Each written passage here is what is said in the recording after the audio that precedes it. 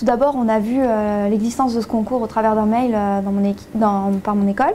Donc j'en ai parlé à une amie, Sarah Radi, qui est avec moi en cours à l'EPFL et qui malheureusement n'est pas présente aujourd'hui puisqu'elle est à San Francisco en stage chez Apple. Et elle a été très emballée par l'idée. Puis j'en ai parlé à David, qui est de l'Université de Lyon. Et on a tout de suite décidé de participer ensemble. Et là, David nous a trouvé une idée mais vraiment innovante, qui était le cahier de vacances. On a tous fait des cahiers de vacances quand on était enfant. Et là, le cahier de vacances sur téléphone, sur tablette. Et on a regardé et ça n'existait pas. Je pense que le point important, c'était la pédagogie. Et permettre des parents de suivre leur enfant de A à Z sur leur période scolaire en primaire. Et pour cela, il nous fallait un moyen de gérer les enfants, de leur proposer des exercices et ensuite aussi de les suivre et de pouvoir leur proposer de nouvelles activités en fonction des résultats qu'ils ont pu avoir. Donc ça sera très ancré en lui, c'est très simple. Il a un bouton pour valider à droite, c'est vraiment dans les usages courants.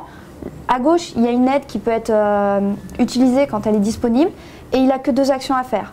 Donc il va sélectionner la réponse, valider. Il va rentrer le résultat d'un calcul, valider. S'il a un petit problème, il va appuyer sur aide. Notre application répond à des normes qui sont déjà existantes dans le ministère de l'Éducation nationale, qui utilisent des environnements informatiques d'apprentissage au long de certaines formations.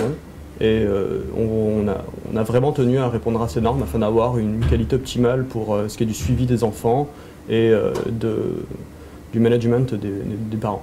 On veut pouvoir utiliser cet outil pour que l'enfant le découvre, s'approprie un nouveau monde, la technologie, le numérique, et qu'il puisse aussi travailler et passer des bonnes vacances tout en étant suivi aussi par ses parents.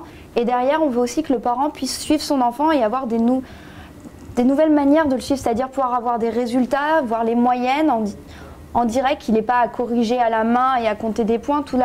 Tout est fait en automatique, il peut suivre les résultats, voir des courbes, des graphiques, afin de voir la progression de son enfant et justement adapter, peut-être le faire travailler sur ses points faibles s'il en a, continuer à le faire progresser tout en s'amusant et en découvrant aussi l'application avec son enfant.